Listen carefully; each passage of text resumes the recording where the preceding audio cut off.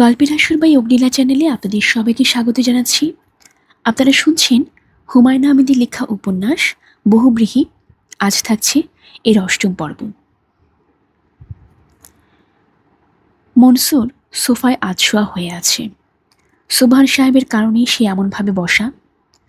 সোবহান সাহেব চান যে সে আরাম করে বসে ক্ষুধা সম্পর্কে তার অভিজ্ঞতার লেখাটা শুনে। মনসুর একবার শুধু ক্ষীণস্বরে বলল, স্যার, লেখাটা কত পৃষ্ঠা? সোবহান সাহেব বললেন, ৩২২ পৃষ্ঠা হয়েছে, এখনো লিখছি, আরও বাড়বে। মনসুর হতভম্ব হয়ে বলল, সবটা আজ শোনাবেন? হ্যাঁ, নয়তো ফ্লো ঠিক থাকে না। ফ্লো থাকাটা খুব দরকার। একসঙ্গে না শুনলে তুমি পরিষ্কার বুঝতে পারবে না। তা ঠিক। তুমি আরাম করে পা তুলে বসো, খুব মন দিয়ে শুনবে, কিচ্ছু মিস করবে না। জি আচ্ছা। আর পড়ার সময় হু হা এসব কিচ্ছু বলবে না, এতে আমার অসুবিধা হয়, কনসেন্ট্রেশন কেটে যায়। আমি কিছু বলবো না। Very good. সোবহান সাহেব শুরু করলেন এবং অতি দ্রুত পড়ে যেতে লাগলেন। ঘণ্টা খানিক পার হবার আগেই ঘরে ঢুকল ফরিদ। সোবহান সাহেবকে থামিয়ে বলল, দুলা ভাই, আপনার কাইন্ড পারমিশন নিয়ে কি আপনাকে একটা কথা জিজ্ঞেস করতে পারি? কি কথা? যাকে আপনি লেখা পড়ে শোনাচ্ছেন সে গাধা ঘুমোচ্ছে, তাকিয়ে দেখুন, হা করে ঘুমোচ্ছে। সোবহান সাহেব তাকালেন এবং তার মন সত্যি সত্যি খুব খারাপ হয়ে গেল। আসলেই তাই, ডাক্তার ঘুমোচ্ছে, হা করেই ঘুমোচ্ছে। সোবহান সাহেব উচ্চ স্বরে ডাকলেন, মিলি, মিলি। সেই শব্দেও ডাক্তারের ঘুম ভাঙল না। কয়েকবার শুধু ঠোঁট কাঁপল। মিলি পাশে এসে দাঁড়াবার পর সোবহান সাহেব বললেন, ডাক্তারের মাথার নিচে একটা বালিশ দাও মা, ও ঘুমিয়ে পড়েছে। ক্ষুধা বিষয়ক আমার এই জটিল লেখা পড়তে পড়তে যে কেউ ঘুমিয়ে পড়তে পারে, এটা আমার কল্পনার বাইরে ছিল। মনটাই খারাপ হয়ে গেল। মিলি ডাক্তারের মাথার নিচে একটা বালিশ দিয়ে দিল, পাতলা চাদরে গা ঢেকে দিল। এই সামান্য কাজটা করতে তার ভালো লাগলো। প্রবল ইচ্ছা করতে লাগলো এই ছেলেটার হাতটা একটু ছুঁয়ে দেখতে। মানুষের মনে কেন এরকম ইচ্ছা হয়? এই ইচ্ছার নামই কি ভালোবাসা? তাহলে ভালোবাসার ব্যাপারটা কি শরীর নির্ভর?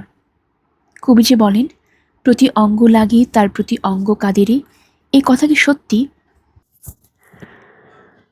সত্যি হলে খুব কষ্টের ব্যাপার হবে। ভালোবাসার মতো এত বড় একটা ব্যাপারকে দেহে সীমাবদ্ধ করা খুব অন্যায়, খুবই অন্যায়। তবু কেন জানি ভালোবাসা শেষ পর্যন্ত দেহেই আশ্রয় করে। বড় রহস্যময় এই পৃথিবী, বড়ই রহস্যময়। মিলি গায়ে চাদর দিয়ে দিচ্ছে, পাশে মুখ বিকৃত করে দাঁড়িয়ে আছে ফরিদ।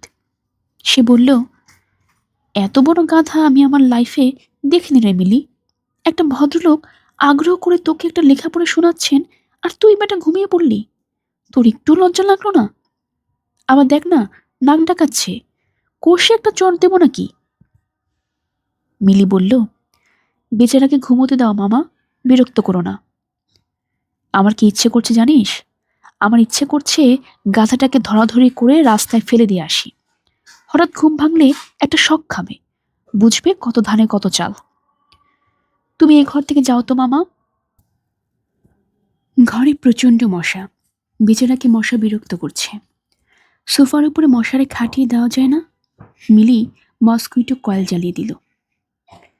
রাতে ভাত খেতে খেতে সুবহান সাহেব জিজ্ঞেস করলেন, ডাক্তার কি এখনো ঘুমোচ্ছে? মিলি লজ্জিত গলায় বলল, হ্যাঁ বাবা। সুবহান সাহেব বিস্মিত স্বরে বললেন, খুবই আশ্চর্য ব্যাপার।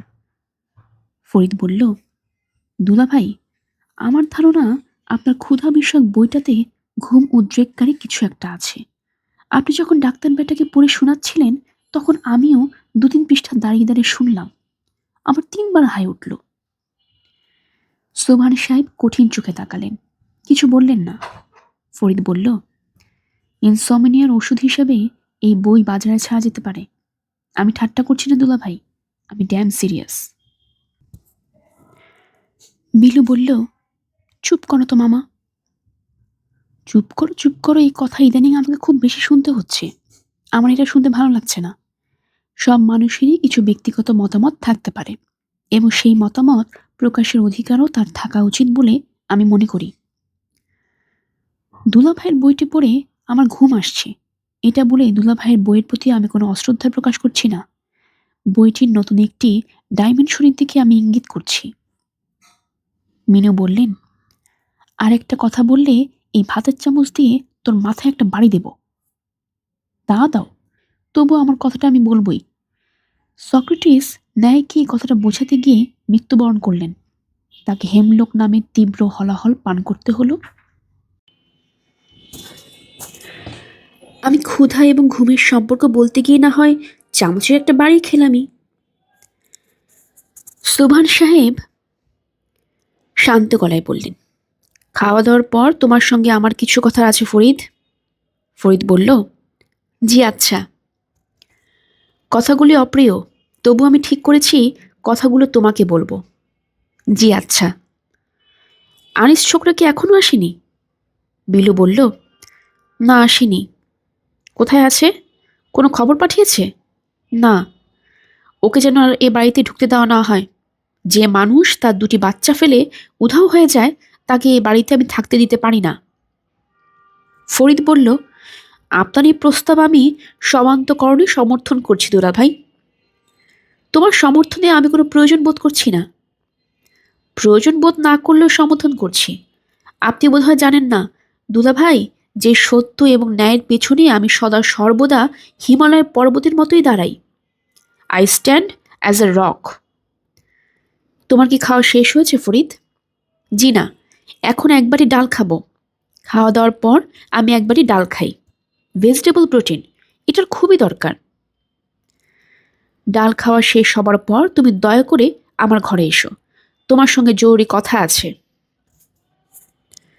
সুবহান সাহেব নিতান্তই অনুত্তেজিত স্বরে যেসব কথা বললেন সেগুলি হচ্ছে, ফরিদ, আমার ব্লাড প্রেশার হচ্ছে 160/95। আমার বয়সে এটাই স্বাভাবিক। কিছুদিন থেকে লক্ষ্য করছি তোমার সঙ্গে খানিকক্ষণ কথা বললেই আমার ব্লাড প্রেশার বেড়ে যায়। কতটা বাড়ে তা কি জানতে পারি? এ পর্যন্ত দুবার মেপেছি, দেখেছি উপরেরটা হয় 200, নিচেরটা 110। বলেন কি? Quite interesting. তোমার কাছে ইন্টারেস্টিং মনে হতে পারে, আমার কাছে ইন্টারেস্টিং নয়। আমি চাই তুমি যেন আর কখনো আমার সামনে না আসো। তা কি করে সম্ভব? আমার শ্বশুর সাহেব তোমার নামে আলাদা করে কিছু টাকা আমার কাছে গচ্ছিত রেখে গেছেন। এই টাকাটা আমি তোমাকে দিয়ে দিতে পারি।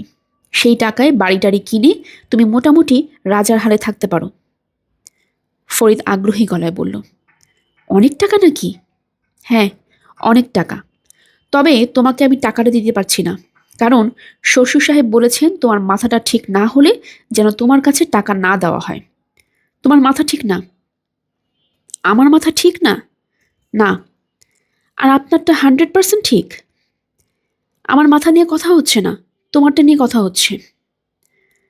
ফরিদ হঠাৎ দাঁড়ালো, গাঢ় গলায় বলল, দুলাভাই, আমি চললাম। আমার কারণে আপনার প্রেশার বাড়বে না। মনে হচ্ছে নিজের ব্লাড প্রেশারও হু হু করে বাড়ছে। মাথার ভেতর প্রলয় কাণ্ড ঘটে যাচ্ছে। মনে হয় এই অবস্থাতে কবি নজরুল লিখেছিলেন, আমি ভরা তরি করি, ভরা ডুবি, আমি টর্নেডো, আমি ভাসমান মাইন, আমি ধৈর্যটি, আমি এলোকেশে ঝড়ো অকাল বৈশাখীর, আমি বিদ্রোহী, আমি বিদ্রোহী সুত বিশ্ববিধাত্রীর। ফরিদের রাগ অনুরাগ কোনোটাই দীর্ঘস্থায়ী হয় না বলে নিজের ঘরে যেতে যেতে নিজেকে অনেকটা সামলে ফেলল। বসার ঘরের সোফায় ডাক্তার হা করে ঘুমোচ্ছে। ব্যাটাকে কষে একটা চট দেওয়ার ইচ্ছা অনেক কষ্টে দমন করতে হলো। চটটা দিতে পারলে রাগটা পুরোপুরি চলে যেত। রাগ কমানোর অনেকগুলি পদ্ধতির মধ্যে একটি হচ্ছে অন্যের উপর রাগ ঢেলে দেওয়া, কিংবা উল্টো দিক থেকে সংখ্যা গোনা, 100, 99, 98, 97, 96। ফরিদ সংখ্যা পদ্ধতি চেষ্টা করল। পদ্ধতি আজ কাজ করছে না। সব দিন সব পদ্ধতি কাজ করে না। চুল ধরে হ্যাচকা টান দিয়ে ডাক্তার ব্যাটাকে সোফা থেকে ফেলে দিলে কেমন হয়? ভদ্রতায় বাঁচছে। সমাজে বাস করার এই হচ্ছে সমস্যা। সামাজিক বিধিনিষেধ মেনে চলতে হয়। ইচ্ছা করলেও কারো চুল ধরে হ্যাচকা টান দিয়ে নিচে ফেলে দেওয়া যায় না। ফরিদ মেঘ গর্জন করল, আই বেটা ওঠ।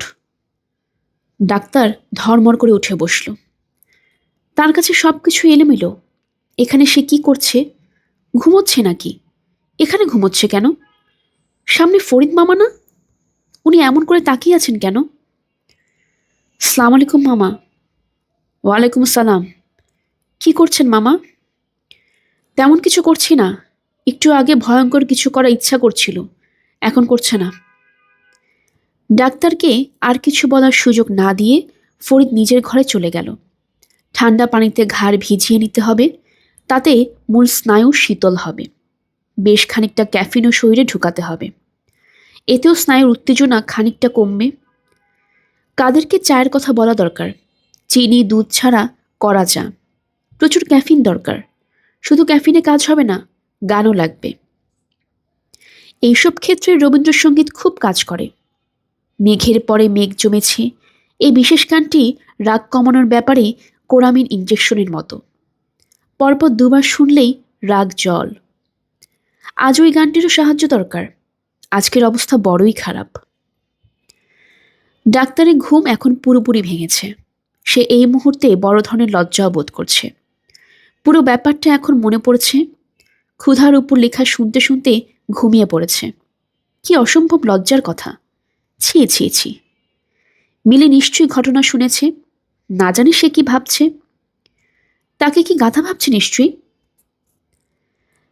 রাত এখন প্রায় 1:30। এত রাতে চুপচাপ সোফায় শুয়ে থাকা ছাড়া কোনো গতি নেই। কিন্তু আবার খিদেও লেগেছে। ক্ষুধা ব্যাপারটা কত ভয়াবহ তা প্রবন্ধ পড়ে ঠিক বোঝা যায়নি, এখন বোঝা যাচ্ছে। তার মনে পড়ল আজ দুপুরেও তেমন কিছু খাওয়া হয়নি। ঘুম ভাঙার পর থেকে চোখের সামনে শুধু নানান রকম খাবারের ছবি ভাসছে। এই মুহূর্তে যে ছবিটি ভাসছে সেই ছবিটি বেশ অস্বস্তিকর।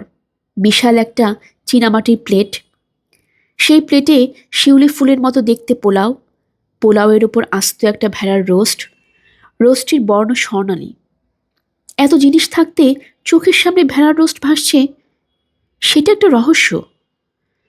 চামড়া ছাড়িয়ে নেবার পর ভেড়া এবং ছাগলে কোনো তফাৎ নেই, তবু কেন শুধু ভেড়ার কথা মনে হচ্ছে? রোস্টটা তো ছাগলেরও হতে পারে। খুট করে শব্দ হলো। ঘরে ঢুকলো পুতুল। তার ঘুম আসছিল না। সে এসেছিল পানি খেতে। বসার ঘরে আলো জ্বলতে দেখে কৌতূহলী হয়ে এসেছে। ডাক্তারকে এত রাতে চুপচাপ বসে থাকতে দেখে সে খুবই অবাক হয়েছে। তবে অবাক হওয়াটা সে প্রকাশ হতে দিল না। সহজ স্বরে বলল, সালাম আলাইকুম। মনসুর বলল, ওয়ালাইকুম সালাম। ভালো আছো? এই মেয়েটির সঙ্গে তার অনেকবার দেখা হয়েছে, তবে কখনো তেমন আলাপ হয়নি। মেয়েটা যে এতটা সুন্দর সে আগে লক্ষ্য করেনি। আলাদাভাবে এর নাক মুখ চোখ কোনোটাই সুন্দর না। তবু সব কিছু মিলিয়ে মেয়েটাকে দেখতে তো বড়ই ভালো লাগছে।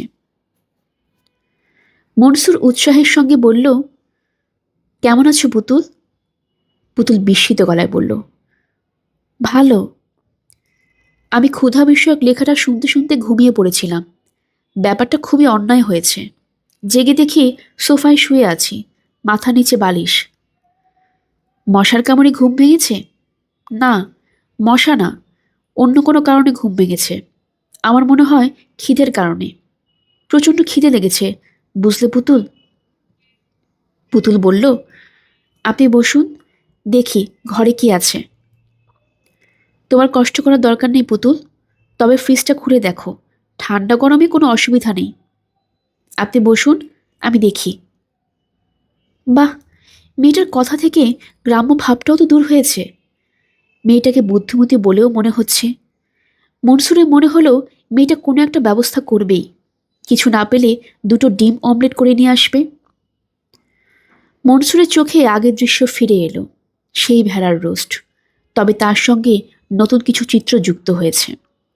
ভেড়ার রোস্টের ওপর এখন মুরগির রোস্টও দেখা যাচ্ছে। আধা ঘন্টা পর পুতুল এসে বলল, খেতে আসুন। খাবার ঘরে খাবার দেওয়া হয়েছে। ভাত, রুই মাছের তরকারি, উচ্ছে ভাজা, ডাল। সবই গরম, রীতিমতো ধোঁয়া উঠছে। এক প্লেটে পেঁয়াজ, কাঁচামরিচ, দুটুকরো লেবু।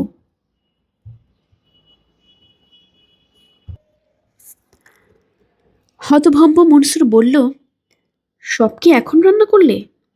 পুতুল হাসতে হাসতে বলল, এত অল্প সময় বুঝে রান্না করা যায়? সবই ফ্রিজে ছিল, আমি শুধু গরম করেছি। আপনি খেতে বসুন। পুতুল প্লেটে ভাত উঠিয়ে দিল। মিলি ঘুম আসছিল না। একটা মানুষ সোফায় শুয়ে আছে, হয়তো বেচারাকে মশারা ইতিমধ্যে খেয়ে ফেলেছে। একজনকে এই অবস্থায় রেখে ঘুমোতে যাওয়া অসম্ভব ব্যাপার। সে নিঃশব্দে বসার ঘরে ঢুকল, সেখান থেকে খাবার ঘরে। খাবার ঘরে কি হচ্ছে? মনসুর খাচ্ছে? কে খাওয়াচ্ছে তাকে? তাকে দুজনের কেউ লক্ষ্য করল না।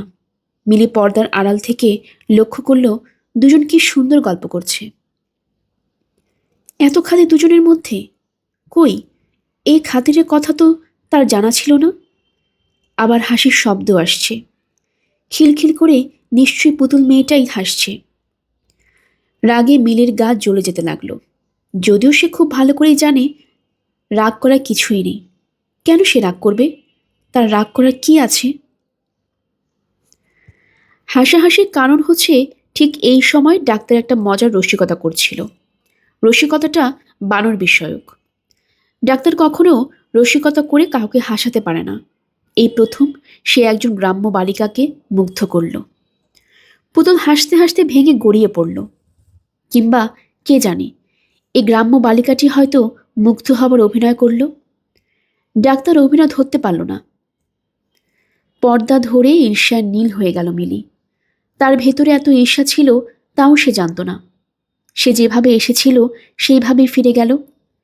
নিজের উপস্থিতি সে কাউকে জানতে দিল না। বানর গল্পের সাফল্যে উৎসাহিত হয়ে ডাক্তার দ্বিতীয় গল্প শুরু করল। পুতুল এই গল্পটিও চোখ বড় বড় করে শুনল এবং একসময় হেসে উঠল খিলখিল করে। ডাক্তার বানর বিষয়ক তৃতীয় গল্প খুঁজতে শুরু করল। তেমন কোনো গল্প মনে পড়ছে না। এই মেয়েটি বানর ছাড়া অন্য কোনো গল্পে হাসবে কিনা তাও বোঝা যাচ্ছে না। রিকশা নেওয়া ঠিক হবে না, বানর সংক্রান্ত গল্পই মনে করতে হবে। ডাক্তারের ধারণা, মেয়েদের ব্রেইন আনডাইরেকশনাল। যে মেয়ে বানর সংক্রান্ত রসিকতা হাসে, সে অন্য রসিকতায় হাসবে না। তাকে বানর বিষয়ক গল্পই বলতে হবে, অন্য গল্প না। নারী জাতি খুব প্রবলেমের জাতি, এক চক্ষু হরিণীর মতো। নাস্তার টেবিলে সোভান সাহেব বিস্মিত হয়ে বললেন, ফরিদ, তুমি যাওনি? ফরিদ তার চেয়েও বিস্মিত হয়ে বলল, কোথায় যাব? তুমি বলেছিলে এ বাড়িতে থাকবে না। ফরিদ টোস্টে মাখন লাগাতে লাগাতে বলল, ভালো মতো চিন্তা করে দেখলাম হুট করে কোনো ডিসিশন নেওয়া উচিত না। তাহলে মিথ্যা কথা বললে কেন? মিথ্যা কখন বললাম? গত রাতেই তো বললে। বলেছি, ভালো করেছি। এই নিয়ে আপনি দয়া করে এখন ক্যাটক্যাট করবেন না, এমনিতেই রাতে ভালো ঘুম হয়নি। ফরিদ তার নাস্তার প্লেট নিয়ে নিজের ঘরে চলে গেল। সোভান সাহেব ইমদাদ খন্দকারের দিকে তাকিয়ে বললেন, দেশটা নষ্ট হচ্ছেন কেন জানেন? দেশ নষ্ট হচ্ছে কি হচ্ছে না এ নিয়ে ইমদাদের কোনো মাথা ব্যথা নেই। ইমদাদ এই মুহূর্তে রুটিতে পুরোপুরি মাখন লাগাতে ব্যস্ত। দেশ সম্পর্কে ভাববার ফুসরত কোথায়?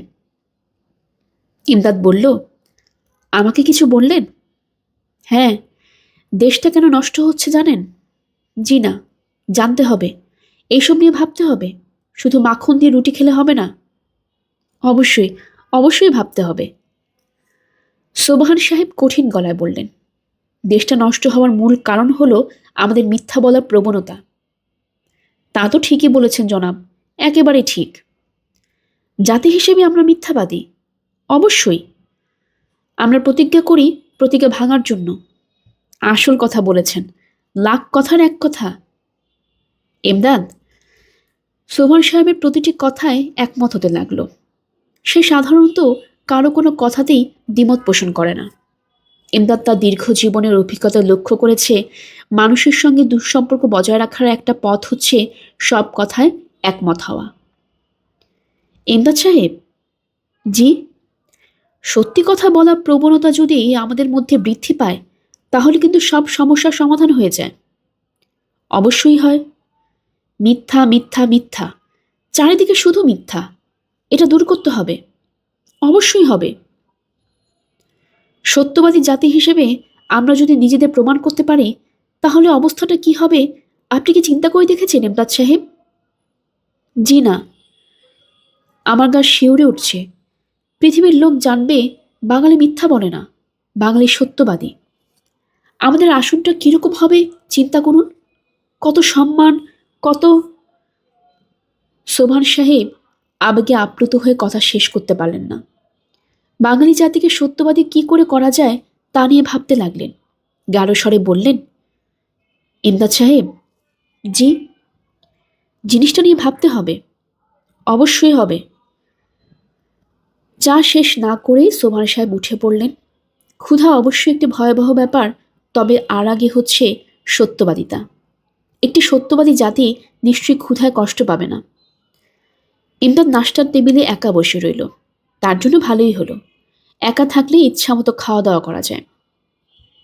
একটা ডিমের জায়গায় দুটো ডিম নিলে কেউ বলবে না। এই বয়সে দুটো ডিম খাওয়া ঠিক না। কোলেস্টেরল না কি যেন ঝামেলা হয়। ডাক্তার ছোকরা বলছিল, আরে বাবা, আল্লাহ তাআলা তাহলে ডিম দিয়েছেন কি জন্যে? খাওয়ার জন্যই তো। আল্লাহ তাআলা তো না ভেবে চিনতে কোনো কিছু দেন নাই। তিনি না ভেবে চিনতে কিছু করবেন না, তা কি হয়? মিলি এসে বলল, বাবার কি নাস্তা খাওয়া শেষ হয়ে গেল চাচা? হ্যাঁ মা। চা তো শেষ করেননি। সুখী মানুষ, মাথার মধ্যে হঠাৎ একটা চিন্তা এসে গেল, খাওয়া দাওয়া বন্ধ। মিলি চিন্তিত গলায় বলল, আমার কি চিন্তা? সবাইকে সত্য কথা বলতে হবে, এই চিন্তা। মিলি চিন্তিত মুখে বাবার ঘরের দিকে এগুলো। এমদাদ প্লেটে পড়ে থাকা তৃতীয় ডিমটিও নিয়ে নিল। দুটা খাওয়া গেলেও তিনটাও খাওয়া যায়। যাহা 52 তাহা 65। এমদাদের মনও আজ খুব প্রসন্ন। কেন প্রসন্ন নিজেও ঠিক বুঝতে পারছে না। পুতুলের কাছ থেকে গত রাতে বর্ণনা শোনার পর থেকেই মনটা দ্রবীভূত অবস্থায় আছে। নতুন আশার আলো দেখতে পাচ্ছে। আশার আলো ডাক্তার ছোকরা প্রসঙ্গে। চেষ্টা চরিত্র করে পুতুলের সঙ্গে এই ছোকরাকে গেঁথে ফেলা খুব কি অসম্ভব? এই জগতে অসম্ভব বলে কিছুই নেই। এই জগতে সবই সম্ভব। চেষ্টা চালাতে হবে, চেষ্টা। সোবহান সাহেব সত্য বিষয়ক একটি দিবস চিন্তা করছেন। তার চিন্তার সূত্রগুলি এখনও স্পষ্ট নয়, তবু তিনি যা ভাবছেন তা হচ্ছে সপ্তাহের একটি দিনকে সত্য দিবস হিসেবে ঘোষণা করা যায় না, যেমন মঙ্গলবার কিংবা বুধবার। এই দিনে কেউ মিথ্যা কথা বলবে না, সবাই সত্য কথা বলবে। সব বড় বড় কাজ ওই দিনটির জন্য নির্দিষ্ট থাকবে। প্রয়োজনে এদিন আরও বড় করে পৃথিবীময় ছড়িয়ে দেওয়া যায়, যেমন বিশ্ব সাক্ষরতা দিবস, বিশ্ব শিশু দিবস। ঠিক এই রকম হবে বিশ্ব সত্য দিবস। এই দিনে পৃথিবীর সব মানুষ সূর্যোদয় থেকে সূর্যাস্ত পর্যন্ত শুধুই সত্যি কথা বলবে। মিলি ঘরে ঢুকে বলল, বাবা, তুমি চা না খেয়ে চলে এসেছো? টেবিলের উপর রাখো মা, খাবো। নতুন কিছু নিয়ে ভাবা শুরু করেছো? হ্যাঁ, সত্য দিবস। ভালো। না শুনেই বলে ফেললে ভালো। আগে জিনিসটা কি জানবি, তারপর বলবি ভালো। বস, বুঝিয়ে বলছি। আজ আমার সময় নেই বাবা, অন্য একদিন শুনবো। সেটাও মন্দ না। আমি নিজেও এখনো পুরোপুরি নিশ্চিত হইনি। প্রচুর ভাবনা চিন্তা করতে হবে। দেশটা পড়ে গেছে মিথ্যার খপ্পরে। সত্য আজ নির্বাসিত। সেই নির্বাসিত সত্যকে প্রতিষ্ঠা করতে হবে। চা খাও বাবা, চা ঠান্ডা হচ্ছে। দেশটাই ঠান্ডা হয়ে যাচ্ছে মা। আর চা? আগে দেশটাকে আমাদের চাঙ্গা করতে হবে। দেশটা চলে গেছে কোল্ড স্টোরেজে। সেখান থেকে দেশটাকে বের করে তাকে গরম করতে হবে। প্রতিষ্ঠিত করতে হবে সত্যকে। একবার সত্য প্রতিষ্ঠিত হয়ে গেলে আর চিন্তা নেই। আচ্ছা, আনিস ছোকরা কি ফিরেছে? ওর সঙ্গে কথা বলা দরকার। জি বাবা, উনি ফিরেছেন। ডেকে দেব? না থাক, আমি চিন্তাগুলি আর গুছিয়ে নেই, এখনো সব এলোমেলো হয়ে আছে। তুই কাজে যা, তোকে দেখে এখন কেন জানি রাগ লাগছে। মিলি শুকনো মুখে বাবার ঘর থেকে বের হলো। তার নিজের শরীরটা ভালো নেই, জ্বর জ্বর লাগছে। বাবার বকবকানি শুনতে একটুও ভালো লাগছে না। সোভান সাহেব সন্ধ্যা পর্যন্ত ভাবলেন, মাগরিবের নামাজের পর পারিবারিক সভা ডাকলেন। তিনি একটা স্থির সিদ্ধান্তে এসেছেন। এই সিদ্ধান্তের কথা পারিবারিক সভাতে জানানোই ভালো। পারিবারিক সভাগুলি সাধারণত রাতের খাবারের পর হয়। এটা জরুরি সভা বলে আগেই শুরু হলো। সভার শেষে রাতের খাওয়া হবে। বসার ঘরে সভা বসেছে। পারিবারিক সদস্যদের বাইরেও কিছু মানুষজন আছে, যেমন এমদাদ ও তার নাতনি, আনিসের পুত্রকন্যা। আনিস আসেনি, তার মাথা ধরেছে। সভার শুরুতে উপস্থিত সদস্যদের দস্তখত নেওয়া হলো। যে কোনো পারিবারিক সভার এই অংশটি রহিমার মার খুব পছন্দ। আগে সে টিপসই দিত, এখন দস্তখত দেয়। দস্তখত দেওয়া নতুন শিখেছে। দস্তখত দিতে তার বড় ভালো লাগে। পারিবারিক সভার প্রসিডিংস সাধারণত লিখে মিলি। আজ বিলু লিখছে। কে কি বলছে, কি আলোচনা হচ্ছে, সবই লিখিতভাবে থাকার কথা। তার সবসময় সম্ভব হয় না। বিলু মিলির মতো দ্রুত লিখতে পারে না। সভার শুরুতে সোভান সাহেব পুরো ব্যাপারটি ব্যাখ্যা করলেন। তিনি মনে করেন সপ্তাহে অন্তত একটি দিন সত্যি কথা বলার চেষ্টা আমাদের থাকা উচিত ইত্যাদি। তার দীর্ঘ বক্তৃতার পর তিনি এই প্রসঙ্গে অন্যদের মতামত চাইলেন। কারো কিছু বলার থাকলে সে বলতে পারে, তবে বলার আগে হাত তুলতে হবে। প্রস্তাবের পক্ষে হলে ডান হাত, প্রস্তাবের বিপক্ষে হলে বাঁ হাত। সোভান সাহেব অত্যন্ত বিরক্ত হয়ে লক্ষ্য করলেন ফরিদ 2 হাত তুলে বসে আছে। সোভান সাহেব বললেন, তুমি কিছু বলতে চাও? জি। প্রস্তাবের পক্ষে না বিপক্ষে? দুটোই। তার মানে রসিকতা করছো নাকি? ফরিদ গম্ভীর গলায় বলল, আপনার সাথে রসিকতা করার অধিকার আমার আছে, সম্পর্ক সেই রকম। তবে আজ আমি আপনার প্রস্তাব একই সঙ্গে সমর্থন করছি, আবার করছি না। তার মানেটা কি? আমার মতে সত্য দিবস থাকা উচিত, কিংবা পাশাপাশি মিথ্যা দিবস বলেও একটা দিবসও থাকা উচিত। তোমার কথা বুঝলাম না। সত্য দিবসে আমরা যেমন সত্য কথা বলবো, মিথ্যা দিবসে আমরা তেমনই শুধু মিথ্যা কথা বলবো। সূর্যোদয় থেকে সূর্যাস্ত পর্যন্ত শুধুই মিথ্যা। ঘরে মিথ্যা বলবো, বাইরে মিথ্যা বলবো, এমনকি সেদিন যদি মসজিদে যাই সেখানেও মিথ্যা বলবো। সোভান সাহেব অগ্নিদৃষ্টিতে তাকিয়ে রইলেন। ফরিদ সেই অগ্নিদৃষ্টি সম্পূর্ণ উপেক্ষা করে বলল, সমস্ত দিন মিথ্যা কথা বলার ফল কি হবে সেটাও বলে দিচ্ছি। মিথ্যা কথা বলার প্রবণতা আমাদের কমে যাবে। অন্যান্য দিনগুলিতে আমাদের মিথ্যা কথা বলতে ইচ্ছা করবে না। পারিবারিক পর্যায়ে যেমন মিথ্যা দিবস থাকবে, তেমনি জাতীয় পর্যায়েও মিথ্যা দিবস থাকবে। সেই দিন দেশের সবচেয়ে বড় মিথ্যাবাদীকে আমরা পুরস্কার দেব, উপাধিও দেওয়া হবে, যেমন মিথ্যা শ্রেষ্ঠ কিংবা জাতীয় মিথ্যুক। চুপ কর। চুপ করবো কেন? পারিবারিক সভায় আমার কথা বলার পুরো অধিকার আছে। আমি অবশ্যই কথা বলতে পারি। হ্যাঁ, যে কথা বলছিলাম, দেশে একটা মিথ্যা একাডেমি স্থাপিত হবে। সেই একাডেমির কাজ হবে জাতীয় পর্যায়ে মিথ্যুকরা কে কিভাবে মিথ্যা বলছেন তার একটা রেকর্ড রাখা। উদাহরণ হিসেবে ব্যাপারটা বুঝিয়ে দিচ্ছি। ধরুন, এক নেতা পত্রিকায় একটা বিবৃতি দিলেন, দুদিন পর সম্পূর্ণ অন্যরকম একটা বিবৃতি দিলেন। একাডেমির কাজ হবে এইসব লক্ষ্য রাখা এবং প্রয়োজন বোধে বাংলা একাডেমি পুরস্কারের মতো মিথ্যা একাডেমি পুরস্কার প্রচলন করা যেতে পারে। এই মুহূর্তে একজনের নাম প্রকাশ করতে পারি, যিনি সাধারণত মসজিদে মিথ্যা বলেন। সেই মিথ্যা ফলাও করে রেডিও টিভিতে প্রচার করা হয়। সোভান সাহেব রাগে কাঁপতে কাঁপতে বললেন, তোমার বক্তব্য শেষ হয়েছে? জি না, আমার আরো কিছু বলার আছে। তুমি যে একটা গাধা তা কি তোমার জানা আছে? দুলা ভাই, পারিবারিক সভায় একজন সদস্যকে গাধা বলাটা ঠিক হচ্ছে না। অবশ্যই ঠিক হচ্ছে। বিলু, তুই লেখ, পারিবারিক সভায় ফরিদকে গাধা সাব্যস্ত করা হলো। কাগজপত্রে রেকর্ড থাকা দরকার। বিলু বলল, তুমি একা গাধা বললে তো বাবা হবে না, সবাইকে একমত হতে হবে। তাছাড়া আমি নিজে মনে করি মামার আইডিয়ার একটা স্যাটারিক্যাল ভ্যালু আছে। কাদের এই পর্যায়ে উঠে দাঁড়ালো এবং গম্ভীর গলায় বলল, আমার মনে হয় মামার মতো বুদ্ধির লোক এই দুনিয়া আল্লাহ তাআলা বেশি পয়দা করে নাই। একটা কাগজে পত্রে ছাপা দরকার। আফা, আপনি আমার মতামত লেখেন। বিলু সোবহান সাহেবের মতামতের পাশে কাদেরের মতামতও লিখল। তবে সভায় শুধুমাত্র সত্য দিবসের উপরেই সিদ্ধান্ত নেওয়া হলো। ঠিক হলো এই বাড়িতে মঙ্গলবার হবে সত্য দিবস। এই সত্য দিবসে কেউ কোনো মিথ্যা বলবে না। কাদের প্রশ্ন তুলল, জীবন রক্ষার জন্য যদি মিথ্যা বলার দরকার হয় তখন কি করা? এর উত্তরে সোবহান সাহেব বললেন, চুপ কর গাধা। মিলি বলল, পারিবারিক সভায় সব সদস্যদের তুমি গাধা বলছো, এটা তো বাবা ঠিক হচ্ছে না। কাদের অন্ধকার মুখ করে বলল, বিষয়টার নিন্দা হওয়া দরকার।